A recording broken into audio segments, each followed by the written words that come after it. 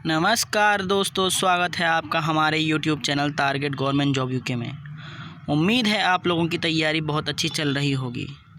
दोस्तों, आज से हम एक नया टॉपिक उत्तराखंड इतिहास का शुरू कर रहे हैं, जिसमें उत्तराखंड में गोरखा शासन कैसे स्थापित हुआ, वह गोरखा शासन से पहले किस वंश का आधिपत्य उत्तराखंड में था। हम इस वीडियो में गोरखों का उत्तराखंड में आक्रमण आदि अन्य तथ्य समझेंगे, जो कि आगामी यूपीएससी ग्रुप सी एग्ज़ाम्स के लिए महत्वपूर्ण होंगे। गोरखों ने कैसे उत्तराखंड पर अपना अधिकार किया, उनकी शासन व्यवस्था कैसी थी, न्याय व्यवस्था कैसी थी, हम इस वीडियो में पढ़ेंगे। और मैं इसके आगे कंटिन्यू तभी करूँगा जब आप लोगों का रेस्पॉन्स अच्छा रहेगा, क्योंकि किसी वीडियो को बनाने में बहुत मेहनत लगती है। तो चलिए दोस्तों, शुरू करते हैं। शुरू करने से पहले, रात नहीं ख्वाब बदलता है, मंजिल नहीं कारवां बदलता है। रात नहीं ख्वाब बदलता है, मंजिल नहीं कारवां बदलता है। जज्बा रखो जीतने का, क्योंकि जज्बा रखो जीतने का, क्योंकि किस्मत बदले न बदले पर वक्त ज़रूर बदलता है। किस्मत बदले न बदले पर वक्त ज़रूर बदलता है। तो चलिए दोस्तों, शुरू करते हैं। उत्तराखंड में गोरखा शासन। नेपाल में गोरखा शक्ति का उदय कैसे हुआ, जानते हैं।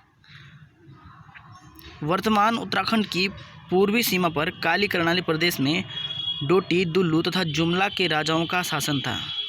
जैसे कि मैप में दिखाई दे रहा है कि काली कर्णाली प्रदेश इस क्षेत्र में था, जिसमें 22 राज्य समूह स्थित थे। डोटी के रेणका राजा तो कुमाऊं से ही संबंधित थे, और कर्णाली प्रदेश में 22 राज्य समूह थे। कर्णाली से पूर्व में काठमांडू उपत्यका के पश्चिम में सप्तगंडकी के 24 राज्य समूह थे, और 24 राज्यों को जीतने का श्रेय बहादुर शाह को था, जो कि रण बहादुर शाह का चाचा व संरक्षक था। उसी दौरान नेपाल का एकीकरण पृथ्वीनारायण ने शुरू किया। पृथ्वीनारायण का पुत्र सिंह प्रताप था, तथा सिंह प्रताप का पुत्र रण बहादुर शाह था।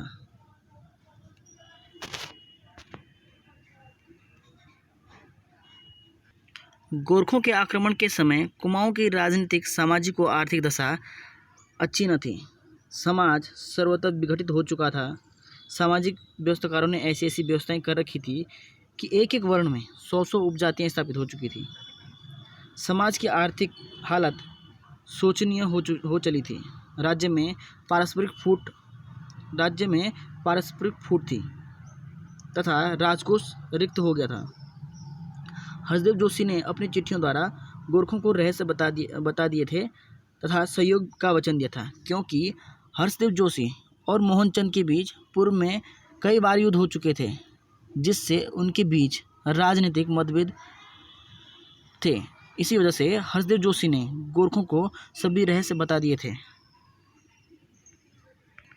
और इसी संदर्भ में इतिहासकार एटकिंसन ने हर्षदेव जोशी के इस आचरण को स्वार्थपूर्ण और देशद्रोह बताया। और वहीं राहुल सांकृत्यायन ने हर्षदेव जोशी को उत्तराखंड का विभीषण कहा।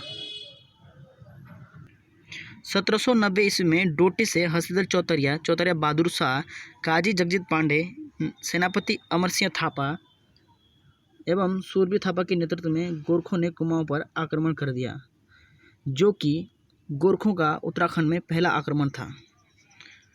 उस समय चंद राजा महेंद्र चंद था,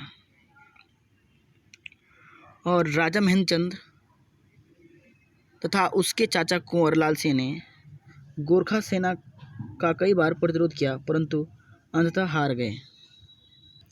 1790 में जब अल्मोड़ा में गोरखों का प्रवेश हुआ, तब उनके साथ हर्षदेव जोशी भी था। 1790 में गोरखों का अल्मोड़ा पर अधिकार हुआ, तो उस समय नेपाल नरेश रण बहादुर शाह की अवस्था मात्र 15 वर्ष की थी, जिस कारण उसका चाचा चौतरिया बहादुर शाह उसके संरक्षक बनकर शासन करता रहा। रण बहादुर शाह के बाद कुमाऊं का राजकाज योग्य सेनापति अमर सिंह थापा को सौंपकर नेपाल चला गया, और रण बहादुर शाह के बाद सेनापति अमर सिंह थापा ने शासन शुरू किया। अमरसिंह थापा ने गोरखा आक्रमण से भयभीत व पलाई जनता को अपना फरमान जारी कर पुनः अपने अपने गाँव में आकर बसने का आह्वान किया और इसी वजह से कुमाऊं में शांति व्यवस्था पुनः स्थापित होने लगी। कुमाऊं पर अधिकार करने के बाद गोरखों ने 1791 ईस्वी में गढ़वाल पर प्रथम आक्रमण किया, जो कि असफल रहा। वहीं हर्षदेव अल्मोड़ा से गोरखों को सहायता पहुंचा रहा था। लंगूरगढ़ में गढ़वाली सेना वर्ष भर गोरखों का सामना करती रही।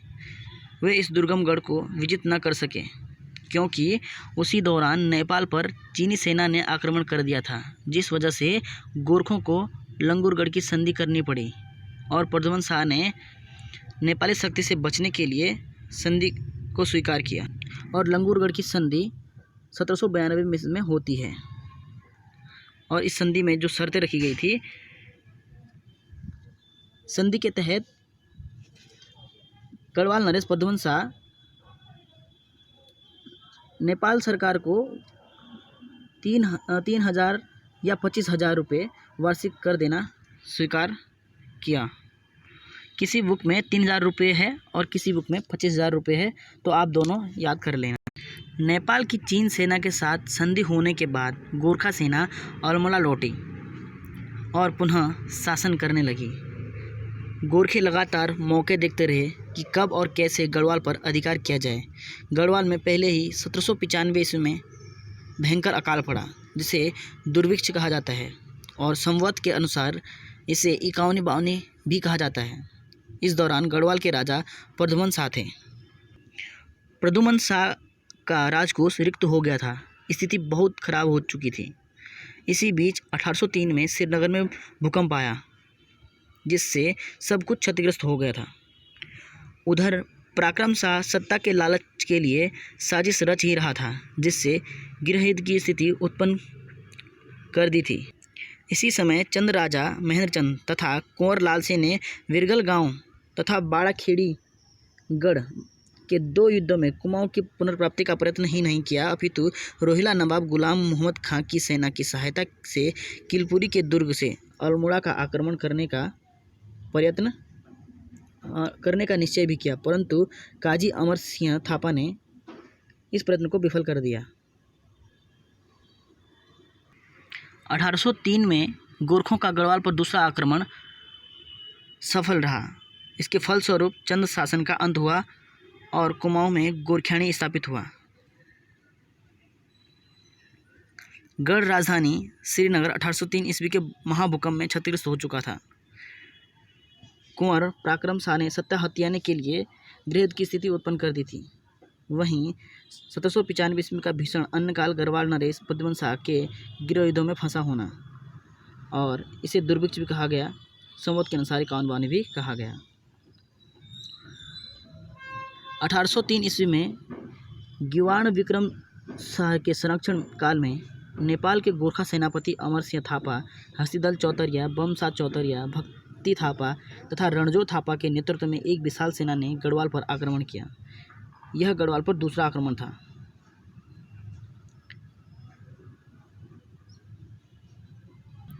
गढ़वाल नरेश प्रद्युमन शाह ने गोरखों का प्रतिरोध किया, परंतु उनको मुंह की खानी पड़ी।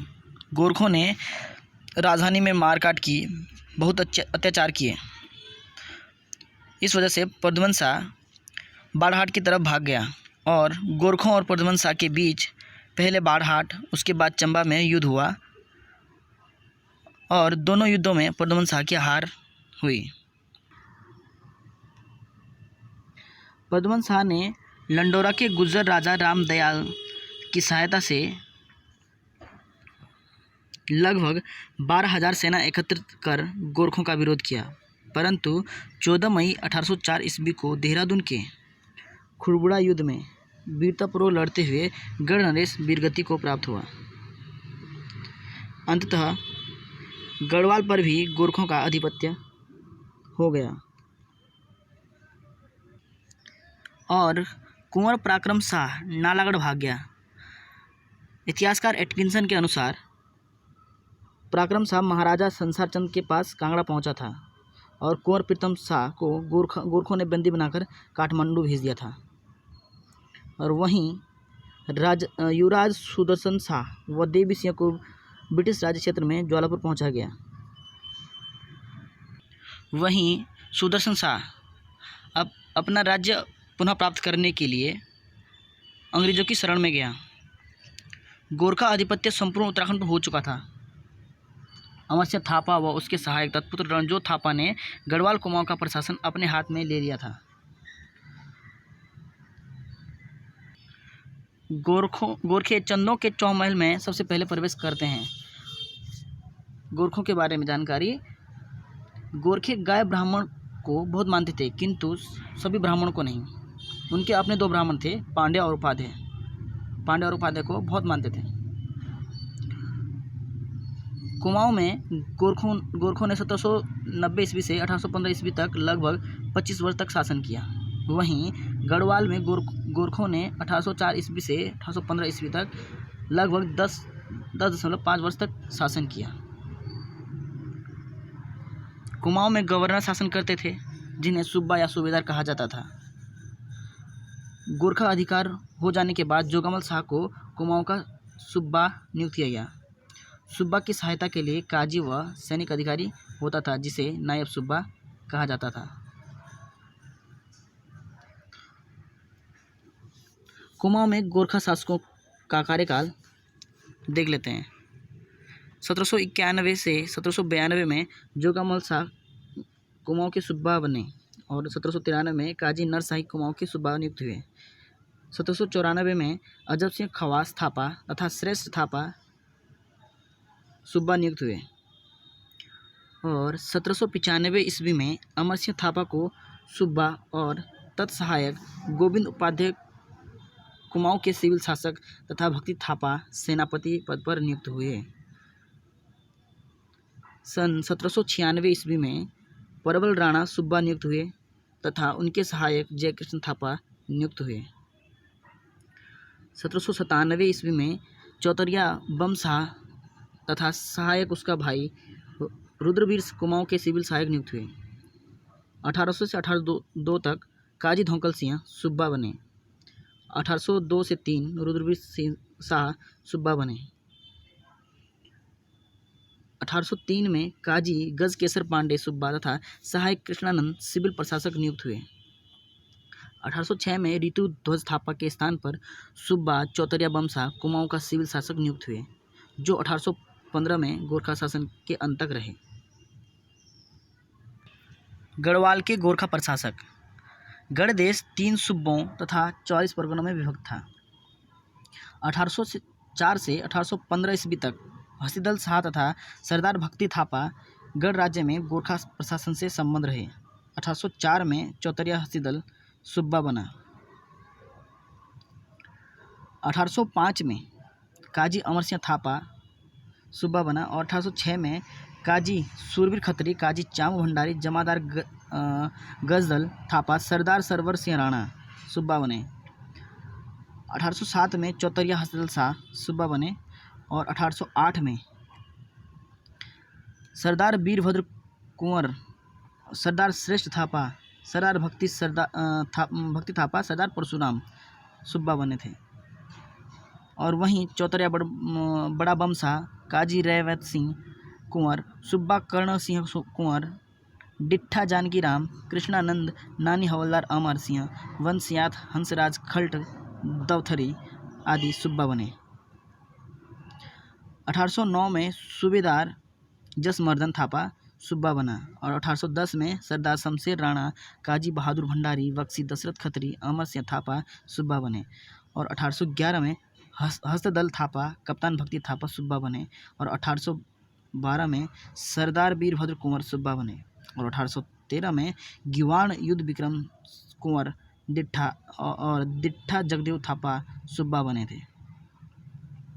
तो दोस्तों आज के लिए इतना ही। धन्यवाद। जय हिंद, जय देवभूमि।